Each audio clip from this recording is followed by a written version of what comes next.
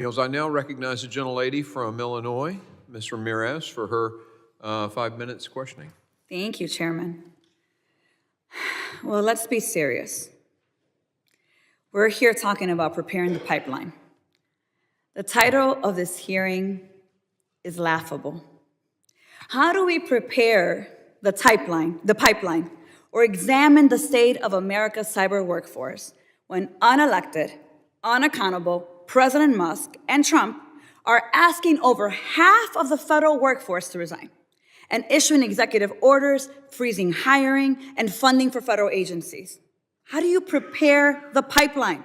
Under a Musk and Trump presidency, it is clear that the security of Americans' information is not a priority.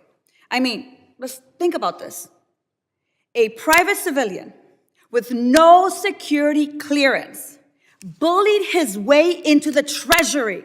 He set up private servers and stole sensitive information from an agency. Let me repeat that because I think some of my colleagues on the other side need to hear it again. A private civilian with no security clearance bullied his way into Treasury, set up private servers, and stole sensitive information from the agency.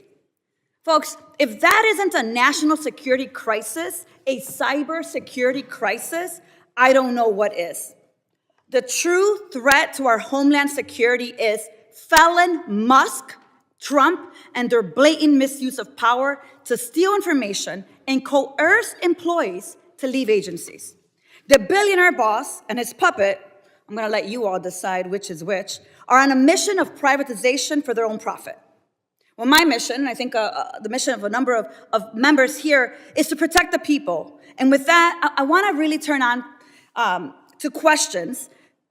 And look, one challenge the federal government has when it comes to cyber workforce recruitment and retention is competing with the private sector. We know the government is not going to be able to pay as much as tech companies like Google or CrowdStrike pay, but the federal government has relied on offering a strong benefit package that also includes retirement benefits. That's how you recruit. And it helps recruit and retain workers.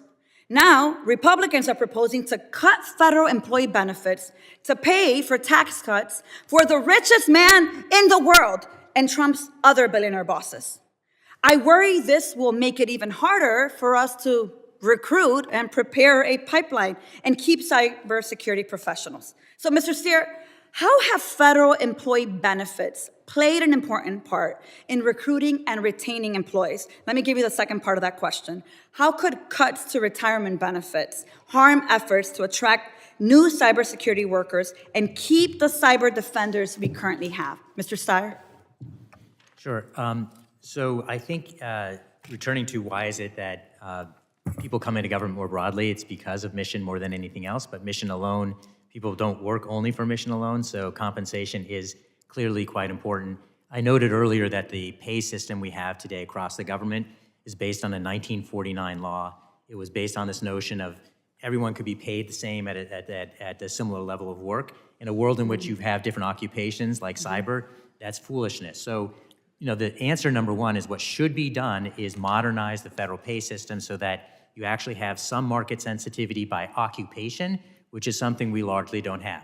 With the cyber workforce, we have different systems at DoD, DHS, but there's been no analysis about what is the right system and why should that system be applied to a single agency rather against the entire cyber workforce. So if you want to address how you recruit and retain on the compensation side a better cyber workforce, modernize the pay system, treat it as a unified workforce across the entire government so you don't have agencies competing against each other, and you will create better return for the American taxpayer and a safer country. Thank you, Mr. Steer. So let me follow up on that. Upon taking office, Trump resurrected Schedule F, his attempt to bring back the Gilded Age spoil system and hire federal workers based on partisan loyalties rather than qualifications and merits.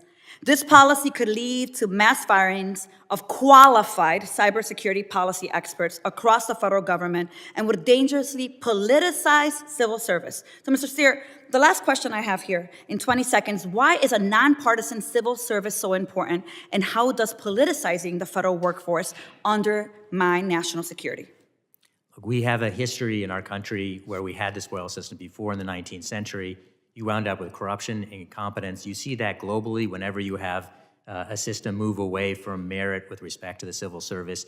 You see poorer performance in the government and you see corruption. So it is not the right way to move. We do need to reform our government. That's not the reform we need. And a point of order, and I normally don't do this, it's Steyer, just to let everybody know so we can maybe, going forward. Thank you, Ms. Steyer. I take that very personal, as the chairman knows too, so sure. I apologize Yes, for No that. problem, not at all. Thank you. With that, I yield back. The gentlelady yields. I now recognize the